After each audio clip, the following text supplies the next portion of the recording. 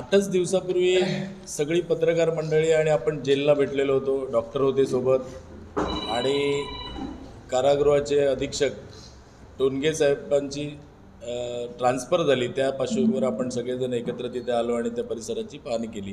त्याच्या आधी पण तुम्ही काही कोणत्या ना कोणत्या निमित्ताने तिकडे गेला असाल. तर त्या दिवशी आपलं असं ठरलेलं की त्यांच्या काही मागण्या आहेत, त्यांचे काही विषय आहेत, ह्या सगळ्यांसाठी सन्माननीय पालकमंत्री साहेबांची एक भेट त्या कारागृहाला व्हावी आणि त्यावेळी आम्ही असं म्हटलेलं की त्यांना आपण विनंती करू. पण तुम्ही सगळ्यांनी लिहिलेली बातमी होती, त्याची कात्रणं मी पालकमंत्र्यांना पाठवली. त्यानंतर त्या सगळ्याचं आणि सांगितलं कसं कसं काय आहे, सगळ्यांची पाठवली. आणि त्यानंतर पालकमंत्र्यांना पण तो विषय खूप चांगला वाटला आणि पालकमंत्र्यांनी कालच्या भेटीमध्ये कारागृहाला म्हणजे कालच्या दौऱ्यामध्ये भेट दिली. तुम्ही सगळेजण पत्रकार दिनाच्या निमित्ताने इकडे बिझी होता, त्यामुळे ते आपल्याला सांगता आलं नाही. तुमचे माहिती अधिकारी आपल्यासोबत होतेच. आता ह्या सगळ्या विषयामध्ये पालकमंत्र्यांनी ते बघून समाधान व्यक्त केलं. पालकमंत्री म्हणाले की मंत्री असल्यामुळे त्यांना अनेक कारागृह आणि या सगळ्यांच्या भेटीचा योग येतो. त्या सगळ्यामध्ये आपल्या जिल्ह्यामध्ये सुंदर काम झालेलं आहे आणि विशेषतः त्यांनी या विषयाचं याची सुरुवात ज्या भगीरथ प्रतिष्ठानने 2019ला केली.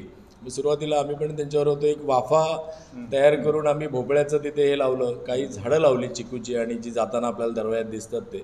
आणि त्यावेळेला सुरुवात झाली. त्यानंतर मला वाटतं 3 अधीक्षक बदलून हे 4थे आलेत कारागृह अधीक्षक.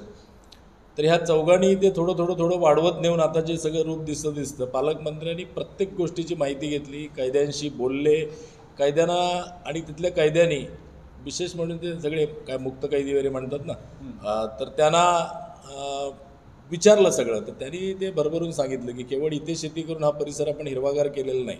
आम्ही इथून निघाल्यानंतर सुद्धा आम्हाला पुढे कसं जगायचं, पुढे काय करायचं, पुढे सन्मानाने कसं जगायचं, आत्मनिर्भर कसं व्हायचं, याचं ॲटोमॅटिक ट्रेनिंग या सगळ्या विषयातनं मिळालं. केवळ जेलचं उत्पन्न 23,000चं 4 लाख झालं हा एकच ॲस्पेक्ट त्याच्यामध्ये नाही आहे. दुसरं तिथे डॉक्टरांनी विशेष परमिशन घेऊन 2 गायी दिल्या आहेत आणि अशा अनेक प्रयोग केले जे कुठल्याही दुसऱ्या जेलमध्ये इतक्या ह्याने झाले नसतील. अशा ठाकूरला शिवणयंत्र दिलं. हां, तिथे एक कैदी आहे चांगला शिवतो, त्यांना शिवणयंत्र दिलं आणि त्या सगळ्या विषयामध्ये डॉक्टरांनी स्वतःचा ड्रेस त्याच्याकडनं शिवून घेतला. म्हणजे सुरुवात कशी करावी हा एक विषय आहे. तर त्या दिवशी सगळे भेट झाल्यानंतर आमचे एक नारायण चेंदवनकर म्हणून आहेत, त्यांनी आणि अवधूत देवधर या दोघांनी सुद्धा गेली 4 वर्ष सलग तिकडे येऊन त्यांना मार्गदर्शन केलं. जेलचे अधीक्षक आहेत, जेलचे सगळे कर्मचारी आहेत, त्यांचं योगदान आहेच. ह्या सगळ्या भेटीमध्ये पालकमंत्र्यांनी समाधान व्यक्त केलं. दुसरा एक विषय होता की जेलकडे जाणारा जो 600-700 मीटरचा रस्ता आहे, तर ती खूप दिवसाची मागणी होती. पालकमंत्र्यांना आम्ही विनंती केली आणि पालकमंत्र्यांनी लगेच अधिकाऱ्यांना सूचना दिल्या. त्यामुळे तो 45 लाख रुपये किमतीचा रस्ता तातडीने पूर्ण होईल.